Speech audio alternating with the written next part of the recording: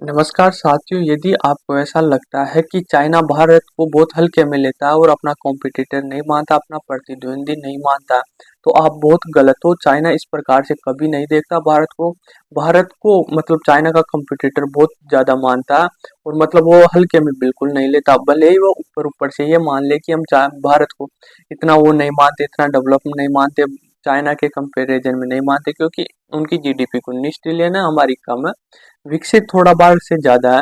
पर आप ये अज्यूम कर लेते हैं, भारत के कई लोग ये बोलते हुए नजर आते हैं कि भारत पे चाइना ज्यादा ध्यान नहीं देता, वह अमेरिका पे देता है या भारत को अपना कंपटीशन नहीं मानता। तो ये बहुत गलत चीज है, क्योंकि एक उदाहरण मैं आपको देता हूँ कि हाल ही में नरेंद्र मोदी ने एक इंटरव्यू दिया। उस इंटरव्यू में नरेंद्र मोदी से पूछा गया कि आप चाइना के बारे में क्या मतलब क्या राय रखते हो।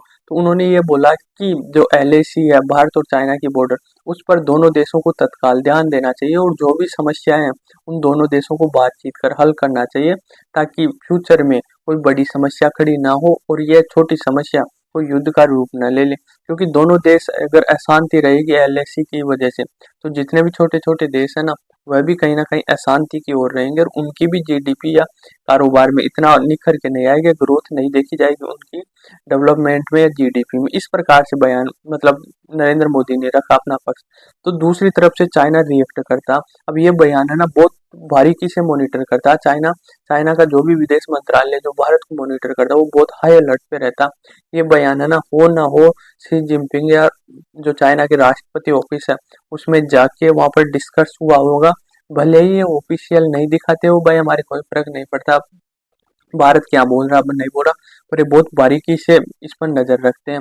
तो विदेश मंत्रालय का बयान आता है चाइना का कि हम भी आपकी टिप्पणी पे बहुत ध्यान दे रहे हैं और दोनों देशों के रिलेशन बेहतर हो इस पर काम कर रहे हैं, बातचीत कर रहे हैं और आने वाले दिनों में हम और बेहतर करेंगे और जो समस्या चल रही है एलएसी पर, उस पर ध्यान दे रहे हैं और उसको सुलझाने की कोशिश कर रहे हैं। इस प्रकार से बयान आता है। तो आपका ये सवाल कि भारत को कॉम्पिटिटर नहीं मानता, सुलझाना क्यों चाहता है, क्योंकि भारत बहुत बड़ा मार्केट है और भारत की अर्थव्यवस्था रॉकेट जा रही है।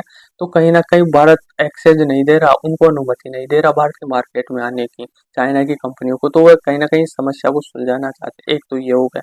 दूसरी चीज ये है कि जो एलोन मस्क है, अभी भारत आ रहे हैं इस महीने में। भारत क्यों आ रहे हैं, क्योंकि अब वो टेस्ला का प्लांट लगाएंगे भारत में, तो बहुत बड़ी अनाउंसमेंट होगी।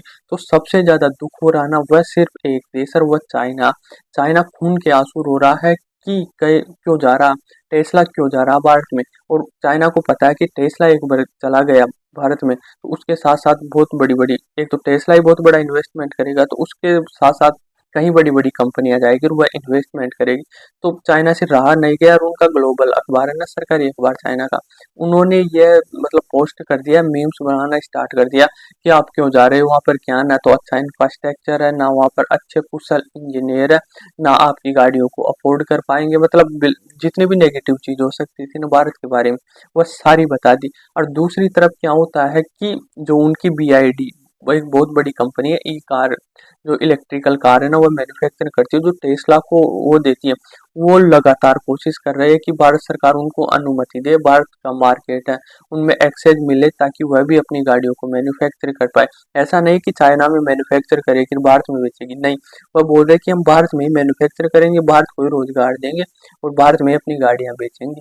फिर भी भारत सरकार चाइना की कंपनी को एक्सेस नहीं दे रही है, उन्होंने साफ साफ मना कर दिया और बहुत बड़ा मतलब ऑफर दिया भारत को, बिलियंस ऑफ डॉलर में इन्वेस्टमेंट करने के लिए तैयार है, पर भारत ने मना कर दिया। पर फिर एक सवाल खड़ा हो जाता है कि एक तो ग्लोबल मार्क जो टाइम्स है वो ये बोल रहा है कि कुशल इंजीनियर नहीं, इंफ्रास्ट्रक्चर नहीं, अफोर्ड नहीं कर पाएगी। दूसरी तरफ तुम्हारी कंपनी आकर हमें ये बोल रही है कि हमें एक्सेस दे दो। फिर तुम अपनी कंपनियों को क्यों नहीं समझाते भाई, वहां पर अच्छा इंफ्रास्ट्रक्चर नहीं, इंजीनियर नहीं है ढंग के, ना हमारी गाड़ियों को अफोर्ड कर पाएगी, फिर तुम क्यों आ रही हो, ये सवाल होता है। पर जो चाइना है ना, वो सब जानता है कि एक बार भारत में चला गया कोई भी चीज, एप्पल चला गया, एप्पल दुनिया का नंबर 1 देश बना हुआ है मैन्युफैक्चरिंग में भारत। तो कहीं ना कहीं जानता है चाइना कि एक बार भारत में चला गया तो दोबारा लौट के नहीं आएगा। और बहुत बड़ा जो इंफ्रास्ट्रक्चर है ना टेस्ला का मैन्युफैक्चरिंग, वो बहुत बड़ा बन जाएगा और चाइना कहीं ना कहीं पीछे रह जाएगा। तो लगातार ये मतलब लाना चाहता, जाने नहीं देता, टेस्ला को आने नहीं देता भारत में। तो यह है कि आपके दिमाग में ये है ना कि चाइना कंपटीशन नहीं मानता, प्रतिद्वंदी नहीं मानता भारत को, तो आप बहुत गलत सोच रहे हो।